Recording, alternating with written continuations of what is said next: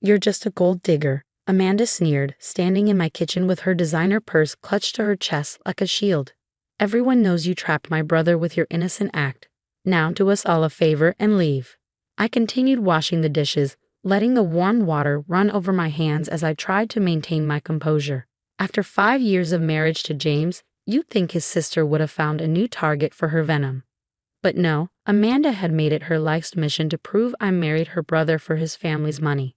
My name is Sofia Martinez, and at 32, I found myself defending my marriage yet again. Not against outside threats, but against the poison that seeped from within the family itself. James was away on a work trip, which meant Amanda felt emboldened to make her weekly visit to remind me how unworthy I was of the Anderson family name. "Are you even listening?" she demanded, her voice sharp enough to cut glass. "James is filing for divorce. He knows all about your little scheme now." That made me pause. I turned off the faucet and dried my hands slowly, deliberately. "What scheme would that be, Amanda?" She smiled, the kind of smile that reminded me of a predator about to pounce. "The way you pretended to work at that coffee shop, making yourself look poor and helpless. How you orchestrated meeting James there, knowing he always stopped for his morning coffee. You played him perfectly, didn't you?" I couldn't help but laugh, which only seemed to infuriate her more. "I worked at that coffee shop to put myself through nursing school. Unlike some people, I'm not afraid of honest work." "Please," she scoffed, pulling out her phone. "I have proof now. Someone sent me interesting information about your past. Seems like you've tried this routine before, haven't you? Getting close to wealthy men, trying to sink your claws in." My heart skipped a beat, but not for the reasons Amanda assumed. I knew exactly who would have contacted her, and why. "Let me guess," I said, keeping my voice steady. "Someone named Marcus reached out to you." The slight widening of her eyes told me I was right. "So you admit it. You know him." "Oh, I know Marcus," I replied, walking toward the stairs. "Would you like to see something interesting, Amanda? Since you're so concerned about the family's welfare." She followed me up to the attic, her heels clicking against the wooden steps like angry exclamation points. The late afternoon sun filtered through the dusty window, casting long shadows across the cluttered space. I moved purposefully toward an old trunk in the corner, one I hadn't opened since the day I married James. "What are you doing?" Amanda demanded, watching as I pulled out a key I kept on a chain around my neck. "Showing you the truth," I said simply, unlocking the trunk. "Since you're so interested in my past with Marcus." The hinges creaked as I lifted the lid, revealing stacks of yellowed newspapers, old photographs, and legal documents. On top lay a front-page article from 15 years ago. Its headlines still bold despite the passage of time. "Tech mogul's son arrested in investment scandal." Amanda snatched the paper, her eyes scanning the text rapidly. I knew what she was reading. The story of how Marcus Reynolds, son of a wealthy tech executive, had been caught running an elaborate investment scam targeting young women. The article mentioned his arrest, but more importantly, it mentioned the key witness who had helped bring him down. A 19-year-old barista named Sofia Martinez. This can't be right," Amanda stammered, looking between me and the article. "Marcus said you were his accomplice, that you helped him scam people." I pulled out more documents, police reports, court transcripts, and a letter of commendation from the FBI. I worked undercover with the FBI for 6 months to gather evidence against him. Marcus lost everything: his money, his freedom, his family's reputation. He spent 8 years in prison, and now he's trying to get revenge by poisoning my new life. Amanda sank onto an old chair, the paper trembling in her hands. But you were just a coffee shop worker. How did you?" "I was a criminal justice student working part-time," I corrected her. "When I noticed Marcus's pattern with other young women who came into the shop, I contacted the authorities. They asked for my help building a case against him." I pulled out one final document, a certified letter from the FBI stating that the majority of Marcus's seized assets had been returned to his victims, thanks to my testimony. I could have taken the reward money they offered, could have sold my story to the press. But I didn't, because it was never about the money, Amanda. It was about doing what was right. The silence in the attic was heavy with the weight of shattered assumptions. Amanda stared at the evidence of my past, her carefully constructed narrative about me crumbling before her eyes. Does James know about all this?" she finally asked, her voice small. No, I said quietly, because unlike some people, I don't think the past defines who we are. I married James because I love him, not because of his family's money or status. I've never needed either.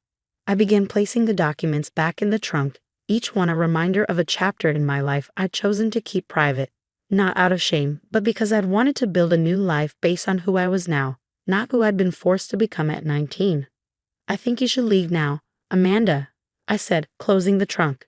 And the next time Marcus or anyone else tries to feed you stories about me, remember what you saw today. Remember that appearances can be deceiving, just not in the way you always assumed. She stood up shakily, clutching her designer purse like a lifeline. As she headed toward the attic stairs, she paused. Why didn't you ever tell us? It would have changed everything. I smiled sadly. Would it? Or would you have just found another reason to doubt me? Some people only see what they want to see, Amanda. I learned that lesson a long time ago.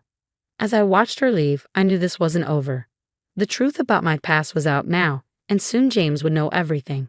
But for the first time in 5 years, I felt strangely peaceful.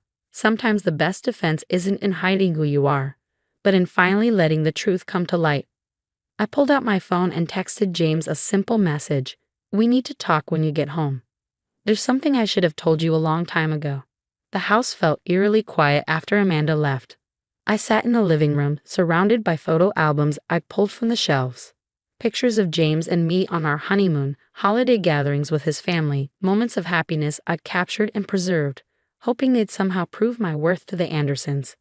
My phone buzzed with James' reply. Is everything okay? I can catch an earlier flight. Before I could respond, another message popped up, this one from an unknown number. My heart sank as I read it. Did you really think you could keep your past hidden forever, Sophia? I told you I'd make you pay for what you did to me. Marcus. I blocked the number immediately, but the damage was done. Marcus was clearly determined to destroy the life I'd built. The irony wasn't lost on me. He was still trying to control and manipulate, just like he had 15 years ago. The doorbell rang, making me jump. Through the peephole, I saw Margaret, my mother-in-law, standing there with Amanda. Of course, Amanda had gone straight to her mother with her discovery. I opened the door, steeling myself for what was coming. Margaret swept past me into the house, her expensive perfume trailing behind her like a warning sign. Amanda told me everything, she announced, turning to face me with the same cold expression I'd seen countless times at family dinners. About your involvement with that criminal, Marcus Reynolds. Did she tell you the whole story? I asked quietly. Or just the version Marcus wants you to believe? She showed me the newspaper articles, Margaret said, her voice sharp. My son married someone who was involved in a criminal investigation. Do you have any idea what this could do to our family's reputation? I walked to the attic stairs. Follow me. Both of you need to see something. This time, I pulled everything out of the trunk, not just the newspaper articles, but the commendation letters, the victim statements, the photos of young women who'd lost their savings to Marcus's scheme. I spread them across the attic floor, creating a timeline of truth that couldn't be denied. I was 19. I began, my voice steady. Working at the coffee shop, studying criminal justice. Marcus would come in, always targeting young women who seemed vulnerable. He charmed them, convinced them to invest their savings in his exclusive investment program. By the time I noticed the pattern, he'd already stolen from dozens of victims. Margaret picked up one of the victim statements, her eyes widening as she read the details of Marcus's manipulation tactics. The FBI asked for my help. I continued. I agreed to wear a wire, to let Marcus think I was another potential victim. For 6 months, I gathered evidence while watching him destroy more lives. When they finally arrested him, he looked me in the eye and swore he'd make me pay someday. But why didn't you tell us? Amanda asked, her earlier hostility replaced by something that almost looked like respect. Because I wanted a chance at a normal life, I replied. When I met James, it was 2 years after the trial. He was kind, genuine, everything Marcus had pretended to be. I fell in love with him because he saw me for who I was, not what I could offer him. Margaret sat down heavily on an old chair. All this time we thought. You thought I was a gold digger, I finished for her. Because it was easier to believe I had ulterior motives than to accept that maybe, just maybe, your son could love someone from a different background. Sophia? A voice called from downstairs. James's voice. My heart stopped. He wasn't supposed to be home yet. Heavy footsteps on the attic stairs, and then he was there, taking in the scene before him. His wife, mother, and sister surrounded by evidence of a past I'd kept hidden. I caught an earlier flight, he said, his eyes fixed on the newspaper article in his mother's hands. Amanda called me, told me there was something I needed to know about you. I stood up, my legs shaking slightly. I should have told you long ago, James. I'm sorry. He walked over, picking up the FBI commendation letter. His eyes scanned it quickly, then moved to the victim statements, the court documents, the photos. No one spoke as he pieced together the story of who I had been before I became his wife. Finally, he looked at me, and I saw something in his eyes I hadn't expected. Pride. You helped put him away, he said softly. You risked your life to protect other women. Yes, I whispered. He turned to his mother and sister. All these years you've judged her, questioned her motives, made her feel like she wasn't good enough. And all this time she was more honorable than any of us. James, Margaret started, but he cut her off. No, Mom, you and Amanda owe Sophia an apology. Not just for today, but for every snide comment, every subtle dig, every moment you made her feel unwelcome in this family. I touched his arm gently. James, they didn't know. That's the point, he said firmly. They never tried to know you. They were so convinced they knew your type that they never bothered to learn who you really are. The attic fell silent again, but this time it felt different. The truth lay scattered around us in black and white, undeniable and transformative. Margaret stood up slowly, smoothing her skirt with trembling hands. I think we owe you more than an apology, she said quietly. We owe you the chance to be truly part of this family. Amanda nodded, tears in her eyes. I'm so sorry, Sophia, for everything. I looked at them.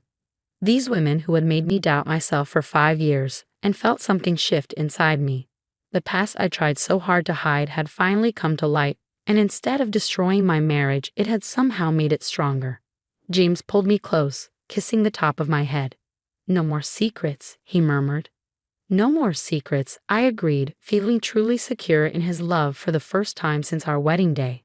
As Margaret and Amanda left, promising to help deal with any fallout from Marcus's attempts at revenge, I realized that sometimes the very things we try to hide become our greatest strengths when brought into the light. 2 weeks after the revelation in the attic, life had shifted in ways I never expected. The Anderson family dynamics had transformed. Margaret now called regularly, not to criticize but to genuinely check on me. Amanda had become an unexpected ally, using her legal connections to help protect me from Marcus's continued attempts at revenge. But Marcus wasn't finished. One morning, I arrived at the hospital where I worked as a nurse to find him waiting in the parking lot. He looked older than I remembered, prison time evident in the hardness of his face. Hello, Sophia, he said, pushing off his expensive car, still playing the noble hero. I stood my ground, my hand already on my phone. You need to leave, Marcus, now. He smiled, but it didn't reach his eyes. I lost everything because of you. My family's reputation, my future, all of it gone because you couldn't mind your own business. You lost everything because you stole from innocent women. I corrected him. I just made sure you faced the consequences. He took a step closer, and now you've built this perfect little life for yourself. The devoted nurse, the loving wife, the respected member of society. It would be a shame if something happened to ruin all that. Step away from my wife. James's voice cut through the tension. He emerged from his car, walking purposefully toward us. Behind him, I saw Amanda's car pull up and 2 police officers I recognized from her law firm. Marcus's smug expression faltered. This is a private conversation. Nothing about this is private, Amanda said, joining us with the officers. We've documented every attempt you've made to harass Sophia. Every call, every message, every threat. One of the officers stepped forward. Mr. Reynolds, you're in violation of your parole by being here. You were explicitly forbidden from contacting Ms. Martinez or her family. I watched as they arrested him, feeling a weight lift from my shoulders that I hadn't even realized I was carrying. James wrapped his arm around me, solid and supportive. How did you know? I asked him. One of your coworkers saw him lurking earlier and called me, he explained. I reached out to Amanda immediately. Later that evening, the entire Anderson family gathered at our house. Margaret had insisted on a family dinner. saying we needed to do things properly from now on. As we sat around the dining table, I looked at these people who had once been my harshest critics. Margaret was sharing stories from James's childhood, actually including me in the conversation. Amanda was discussing how we could use my experience to help other women avoid similar scams. I've been thinking, Margaret said, setting down her wine glass. The family's charitable foundation could use someone with your insight, Sophia. Would you consider joining the board? I nearly choked on my drink. The Anderson Family Foundation was Margaret's pride and joy, her way of maintaining the family's social standing. She had never even hinted at including me before. Are you sure? I asked carefully. Of course she's sure, Amanda interjected.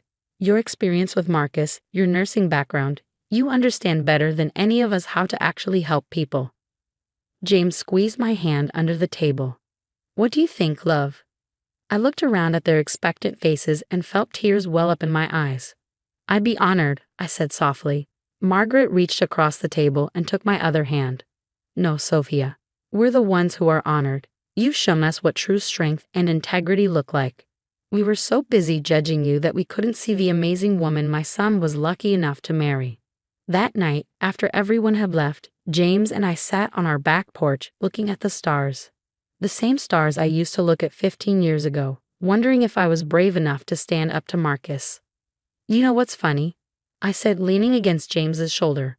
I spent so long trying to prove I was good enough for your family. But in the end, it was my past.